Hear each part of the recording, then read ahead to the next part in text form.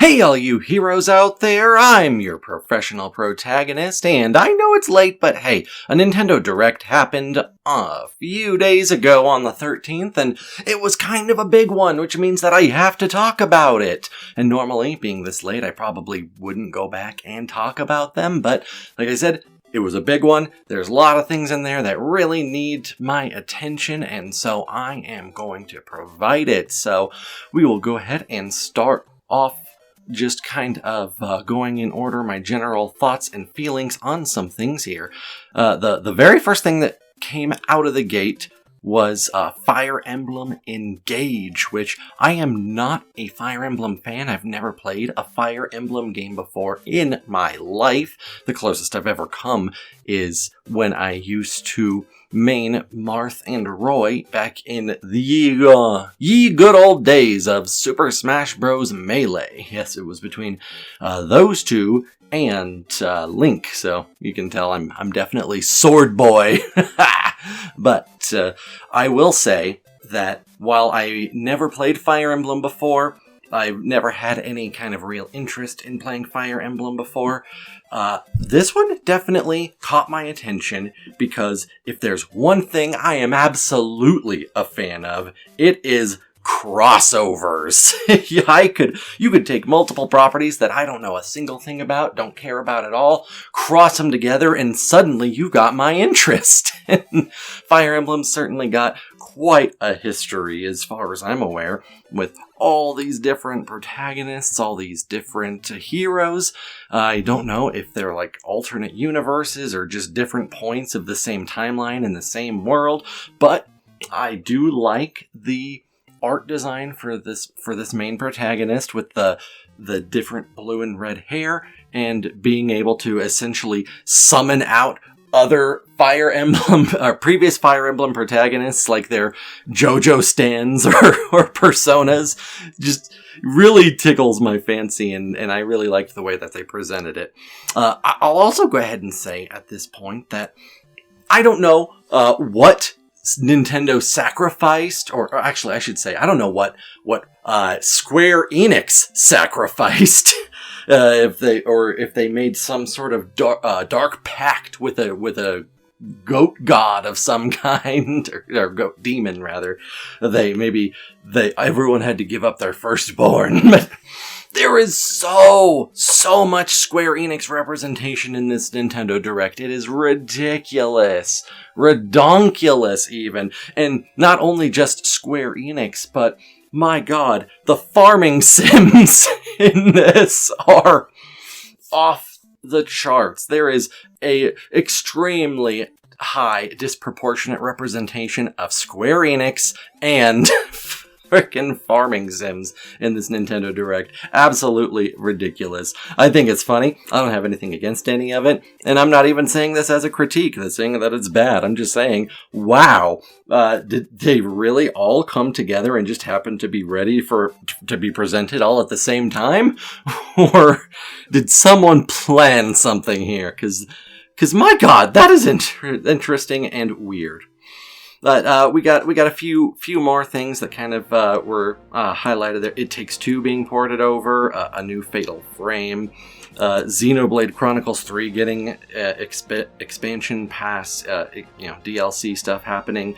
None of that really pertains to me. SpongeBob SquarePants definitely doesn't pertain to me, but hey, Fist of the North Star fitness boxing. Wow. I will never play this, but wow, that is just hilarious and all kinds of fun, all kinds of entertaining. I know so many people who are big Fist of the North Star fans, and I saw that. That's the first, my mind first went to those people where I'm just like, hey, this is really cute and funny, and Fist of the North Star hasn't been relevant in a long time, so I have no idea where this came from, but that's just cool, and that's funny, and, I appreciate it. I'm happy that it got spotlighted. The next thing that kind of jumped out at me was Octopath Traveler 2, so, another Square Enix RPG, which I never played the first Octopath Traveler at all, but I did play triangle strategy earlier this year. Loved it. Thought it was great. The the grid-based strategy element really adds a lot to it for me, as well as like the deep political intrigue. Octopath Traveler is obviously a bit of a different beast in that regard, but it could be lots of fun, very entertaining, and I always enjoy things that are story heavy. But again, like RPGs and JRPGs especially, like they usually just eat up so much time that I don't have, and so it's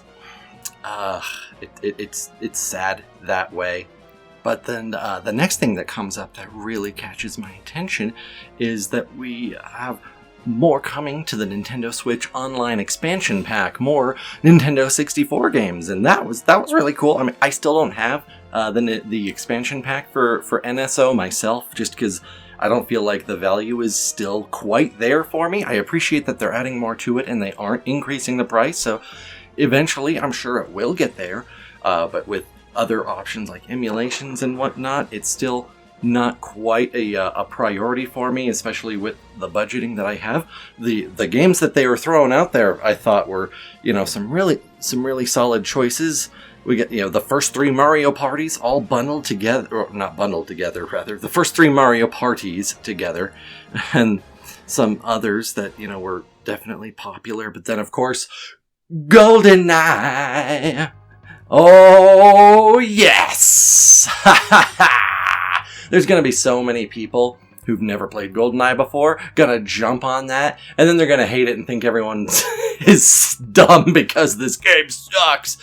A lot of people think that it does not age well at all. I highly disagree, just because the first-person shooter genre has evolved to such an extent, and like, yes, a lot of the mechanics certainly don't make sense compared to right now.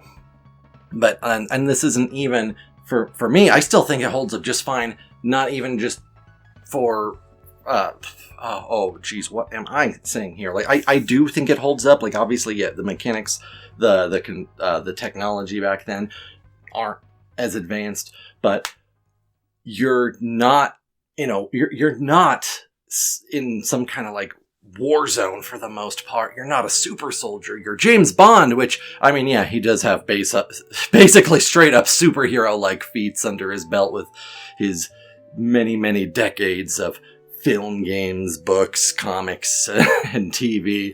But more to the point, he is a spy.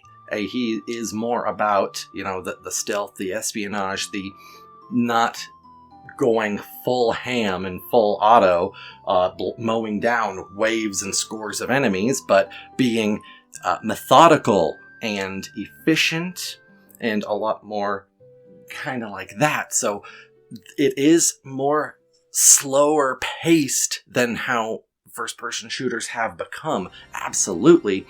But I think that really adds to the feel of it. I think that is what it should feel like, honestly. But from there, there's some more indie stuff, some more farming sims and other sims. From there, we even have a farming sim JRPG, which is interesting. We got some more Mario Kart 8 Deluxe booster courses coming soon, which, I mean, Mario Kart 8 is absolutely where things are where things are at as far as the racing genre, the Nintendo's sales, their games, all that.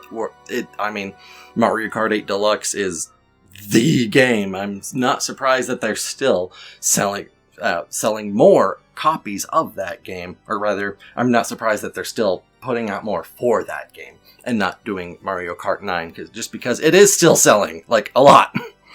But then, okay, from there, Shigeru Miyamoto, my boy Shaggy Mia, came out and he's like, I want to talk about Pikmin. And I'm like, oh my god, Pikmin! We're gonna talk about Pikmin!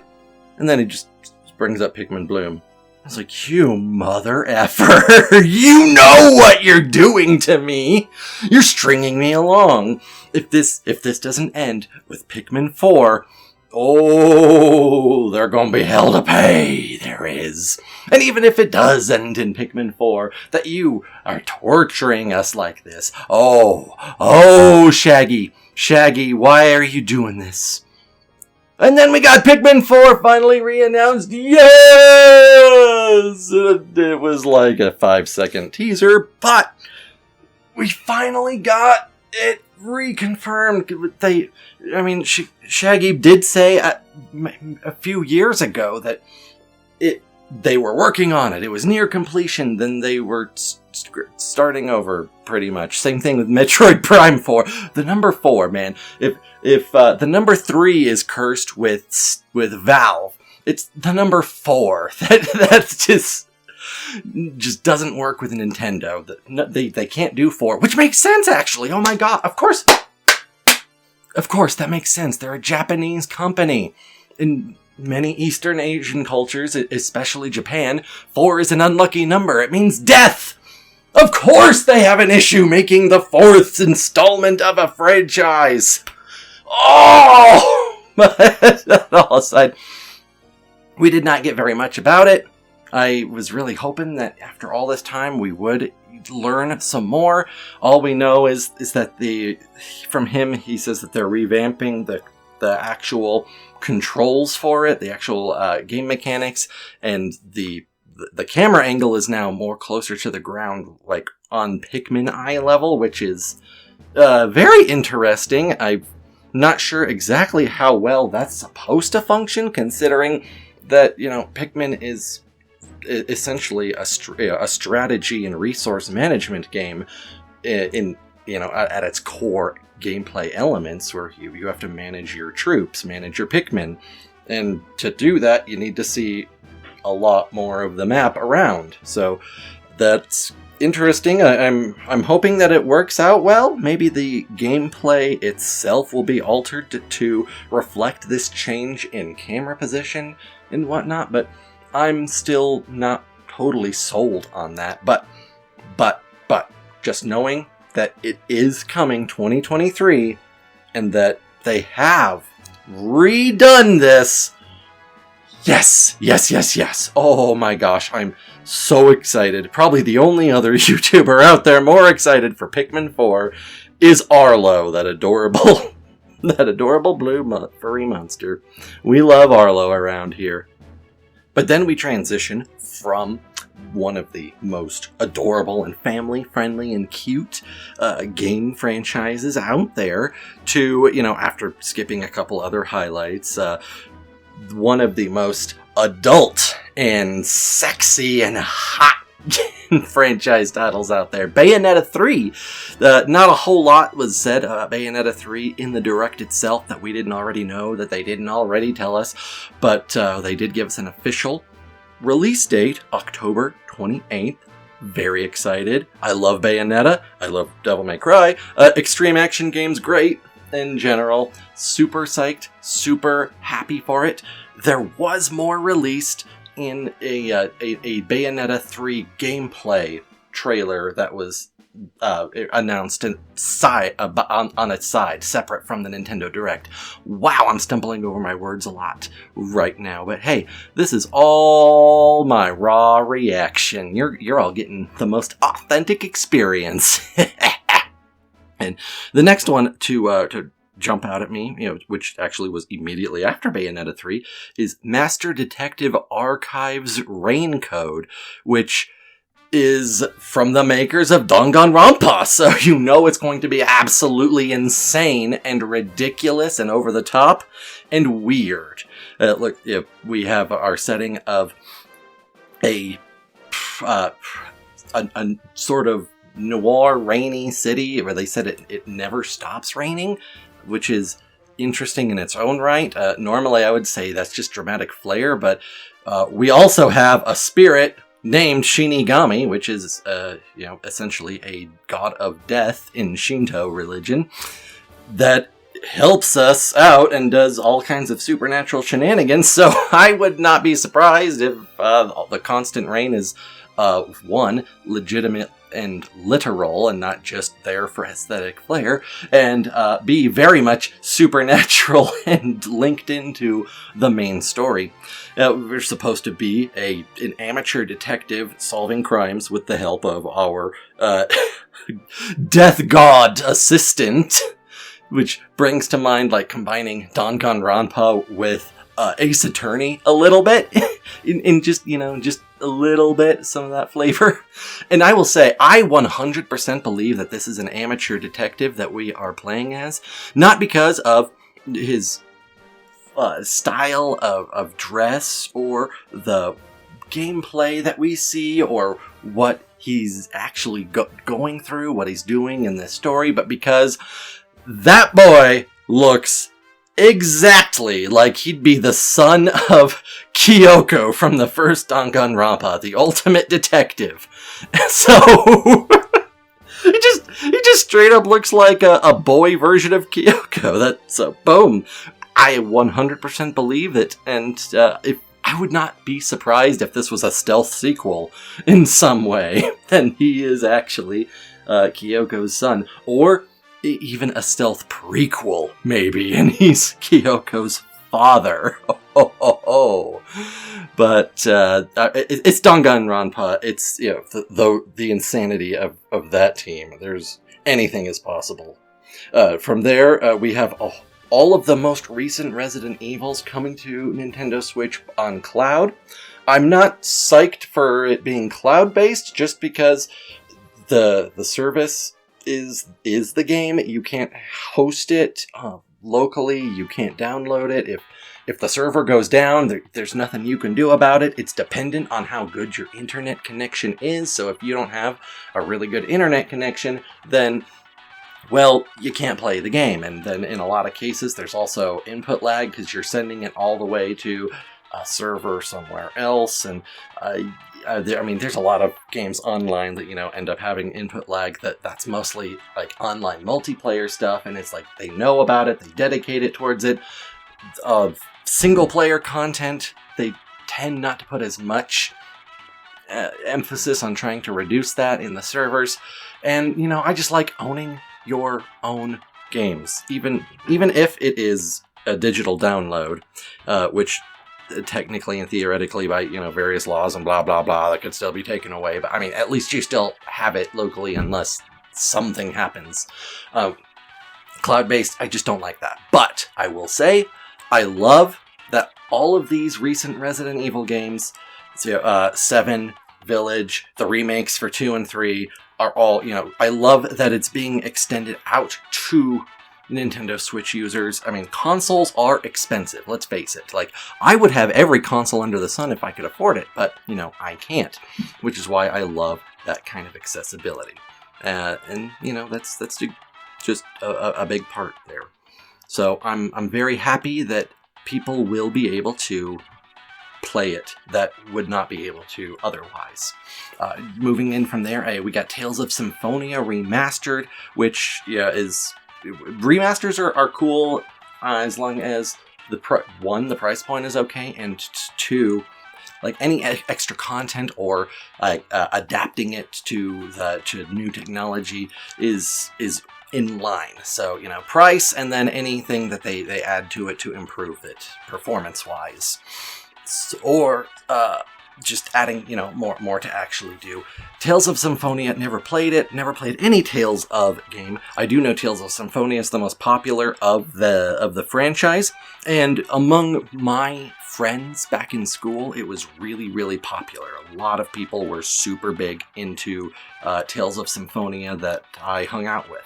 So this might end up being the perfect time for me to get into it. Moving on from there, we got a bunch of other little things dropped here and there, but then we got a few things for Kirby, like, wow, Kirby fans, they be eating real good lately, I tell you what. The Nintendo is not skimping on Kirby content for his big anniversary time. Not at all sad myself from before. Zelda. I'm very happy for Kirby fans. They're doing some pretty good stuff. Return to Dreamland Deluxe looks like it'll be a lot of fun, and that's really all I got to say about that. Which of course leads us into the final bit. Ooh, they always got to have one last thing before we sign off. And they always have to try to make it the biggest, most hype thing, which there's only one thing it could have been.